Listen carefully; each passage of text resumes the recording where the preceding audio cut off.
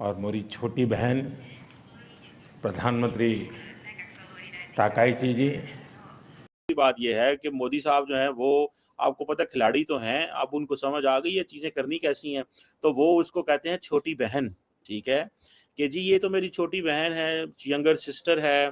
और इंडिया की growth story के और पाकिस्तान ने जो है तकरीबन 34 टन ऑफ मैंगोज जो है वो 76 कंट्रीज को गिफ्ट किए हैं। अब पता नहीं इसमें इंडिया है या नहीं, वैसे मेरा ख्याल इंडिया नहीं होगा, हालांकि मैं तो कह रही थी थोड़े आम अगर मोदी जी को भी भेज दें तो शायद मोदी जी का आम खाने के बाद जो है, पाकिस्तानी आम बहुत अच्छे होते हैं, तो हो सकता है कि आम खाने के बाद इंडिया तो हम लोग से बहुत आगे जी रहा है। अभी इंडिया को आप छोड़ दो, इंडिया तो जी रहा है, अभी हम लोग बहुत पीछे चले गए। जो यहाँ पे 100 साल लूट मार का बाजार गर्म है, लेकिन प्रमोशन अपनी हो रही है। लेकिन अगर ये प्रमोशन भी करें तो क्या पाकिस्तानी अवाम अब भूल जाएगी और दोबारा इस वाली सियासत की तरफ चली जाएगी जिसमें फ्रॉड है बाय द वे कि लोगों से ही। तो दोस्तों, जापान की प्राइम मिनिस्टर भारत के दौरे पर आए हुए हैं और जापान भारत समिट हो रहा है और इस समिट में जापान भारत के अंदर $10 बिलियन लगाने वाला है। और इसको सुन के पाकिस्तानी भड़क गए हैं कि हम तो सुपर पावर बन गए थे, अमेरिका और ईरान की जंग हमने रुकवाई थी, तो फिर जापान की पीएम भारत क्यों गई, उनको पाकिस्तान आना चाहिए था। वहीं पर शहबाज करीब 340 क्विंटल आम 76 देशों को भेज रहा है ताकि वहां से शहबाज को ताकाइची जी, भारत में $10 बिलियन से अधिक जापानी इन्वेस्टमेंट आएगा। भारत और जापान दोनों ही विश्व की सबसे बड़ी इकोनॉमीज में से हैं। पिछले कई दशकों में ऑटोमोटिव से लेकर इलेक्ट्रॉनिक्स तक जापान ने भारत की ग्रोथ स्टोरी का अहम हिस्सेदार बन। बात यह है कि मोदी साहब जो हैं वो आपको पता है खिलाड़ी तो हैं, अब उनको समझ आ गई है चीज़ें करनी कैसी हैं, तो वो उसको कहते हैं छोटी बहन। ठीक है कि जी ये तो मेरी छोटी बहन है, यंगर सिस्टर है। और इंडिया की ग्रोथ स्टोरी के अंदर जापान का बड़ा किरदार है। देखें अमेरिकन बैक ट्रैक कर रहे हैं, अब इंडिया को पार्टनर्स की ज़रूरत है। ये नहीं हो सकता कि इंडिया पार्टनर्स के बगैर रहे, उसने अब दाएं बाएं वो तमाम ममालिक जो वेस्टर्न वर्ल्ड के पार्टनर हैं उनके साथ उसने मिलकर काम करना है और ज्वाइंट स्टेटमेंट्स आनी है। ये भी आज पता चलेगा, बहुत सारी आर्टिफिशियल इंटेलिजेंस के ऊपर, डिफेंस प्रोडक्शन के ऊपर, कोर डेवलप, इंडिया का फोकस है जी डेवलपमेंट प्रोडक्शन, कि हम मिल के प्रोडक्शन किया करें। ठीक है जी। दूसरी बात ये भी है कि अब फॉर एग्जांपल जैसे वो कह रहे हैं कि जी हम 10 ट्रिलियन येन जो हैं वो इंडिया जापान से लेना चाहते हैं, और joint declaration economic security cooperation के हवाले से है। इंडिया इतना बड़ा मुल्क है कि इंडिया अगर ये काम ना करे तो इंडिया के अंदर सिविल वॉर का खतरा है। उनको ये काम करने ही पड़ने हैं, उनको अपना रिलेशनशिप जो है उसको स्टैब्लिश करना ही पड़ेगा। ये मुमकिन नहीं होगा कि इंडिया इतनी बड़ी आबादी के साथ ऐसे सर्वाइव कर जाए। समझ रहे हैं? मुझे नहीं, I don't by this theory कि वो इंडिया इतनी बड़ी आबादी के बगैर जो है वो सर्वाइव कर जाए। और it's a different ball game now, it's a completely different ball game now. बिल्कुल एक डिफरेंट एक गेम है जिसमें I think the Indians believe कि हमें छोटी बहन कहना पड़े, बड़ा भाई किसी को कहना पड़े, हमें फार्मा इंडस्ट्री को अपनी को इन्हेंस करना है, क्रिटिकल मिनरल्स को इन्हेंस करना है। अच्छा, जहाँ पे दूसरे ममालिक इंडिया से पीछे हट रहे हैं या अमेरिका जो है वो अपनी नई वो कर रहा है, अपनी री इंडस्ट्रियलाइजेशन की तरफ फोकस कर रहा है, तो वहाँ पे चीज़ें चेंज हो रही हैं। ठीक है ना जी। अब इंडिया के फॉर एग्जांपल एनर्जी रिजिलियंस की बात कर लें, फॉर इंस्टेंस अगर हम एनर्जी रिजिलियंस को देखें, आप उसी को अगर बात कर लें या अब वही इंडिया को बहुत ज़्यादा है। अब फॉर एग्जांपल इंडिया का सबसे ज़्यादा फोकस क्या है कि हमारे लोग जो हैं वो जापान चले जाएं, जिसे इंडिया कहता है जी के मोबिलिटी। अच्छा, मोबिलिटी क्या है? हमारे बंदों को ले जाओ यार, स्किल जो लोग हैं। अच्छा, फॉर एग्जांपल अगर इंडिया के अंदर इतनी लंबी चौड़ी स्पेस हो, एक सवाल है वैसे, अगर इंडिया के अंदर इतनी लंबी चौड़ी स्पेस हो तो इंडिया अपने बंदे क्यों बाहर भेजे? इट मीन्स कि जो इंडस्ट्रियल प्रोडक्शन है वो उस तरह काम नहीं कर रही ना। अगर इंडस्ट्रियल प्रोडक्शन काम कर रही होती, इंडस्ट्रियल प्रोडक्शन काम कर रही होती तो ऐसे होता? सवाल ही पैदा ऐसे कभी भी ना होता।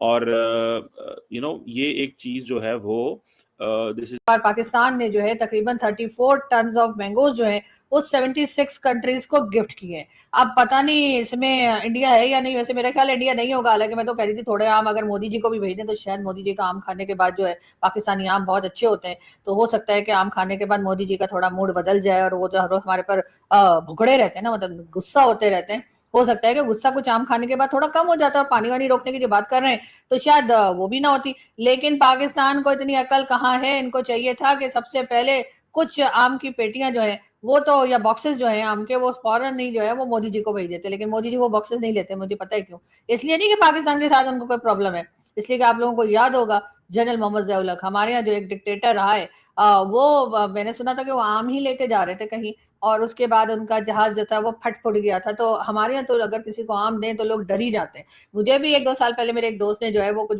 2-3 बॉक्सेस भेजे थे आम के, और मैंने उसका फोटो जो है वो जब सोशल मीडिया पे शेयर किया तो बहुत से मेरे इंडियन दोस्त कहने लगे अरे भाई देखकर खोलना, ऐसा ना हो अंदर से कोई और ही चीज बरामद हो।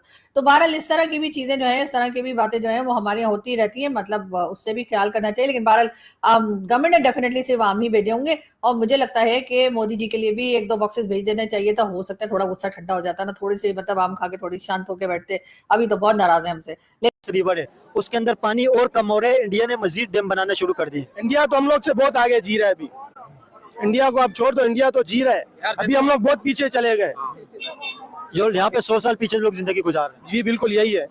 इंडिया की बात नहीं करो, क्योंकि देखो इंडिया में अगर यहाँ पे जो आम बंदे बाइकें चला रहे हैं, यहाँ पे आम बाइकें कितने पे मिल रही है, 1,35,000।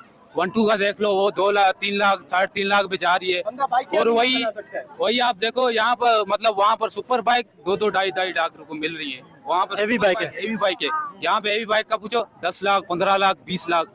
और वहाँ पर अल्टो कार जो भी गाड़ियाँ देख लो 10 लाख 12 लाख, 10 लाख भी नहीं, 5-5 1.5 लाख हमें गाड़ियाँ मिल रही है वहाँ पर। और यहाँ पे अल्टो 35-40 लाख रुपए। समझो यहाँ पे जो आवार है ना, उसके पास गाड़ियाँ हैं। आप लोग जरूर कमेंट के अंदर बताएं कि इंडिया में हेवी बाइक कितने की मिलती है और कितने सीसी कितने की है, और कारों के हवाले से जरूर बताएं वहाँ पे कारें कितने की मिलती है, आल्टो स्पेशली और करोला।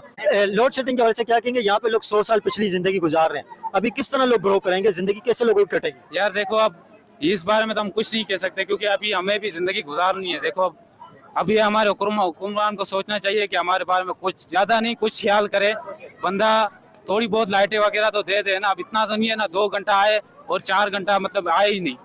चलो उसका भी, लाइट का भी खैर है, वो तो सर्दी आने वाली है, अभी लाइट का इतना मसला नहीं है। मसला लाइट का मसला नहीं है, मसला है गैस का। खाना भी नहीं खा सकते। एक बंदा गरीब पूरे दिन दिहाड़ी वगैरह लगा के आता है, किसकी चीज लिए के कमाते हैं, पेट के लिए, अपने पेट के लिए कमा के तो आता है,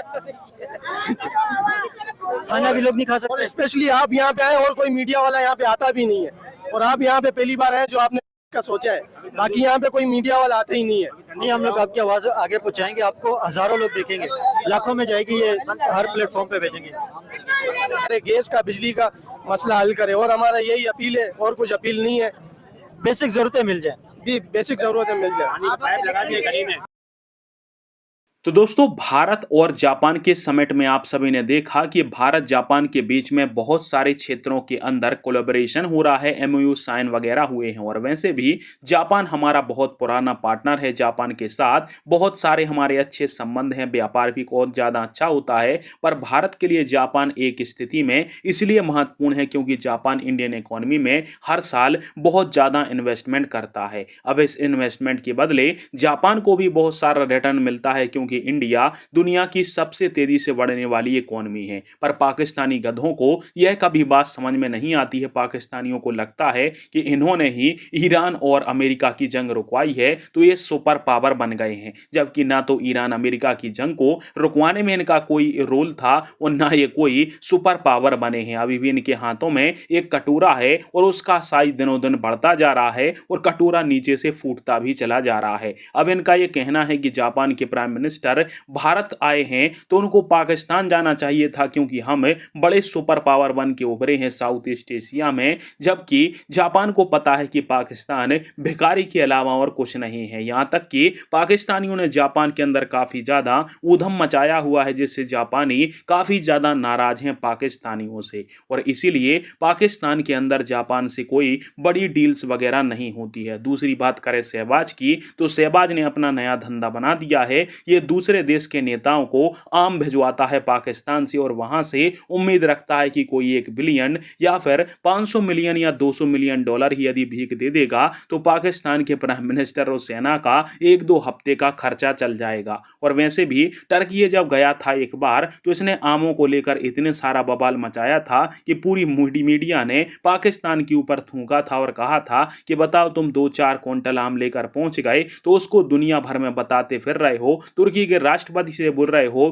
कि मैं तुम्हारे लिए आम लेकर आया हूं। और इसलिए इस आम डिप्लोमेसी से शहबाज की फजीती होती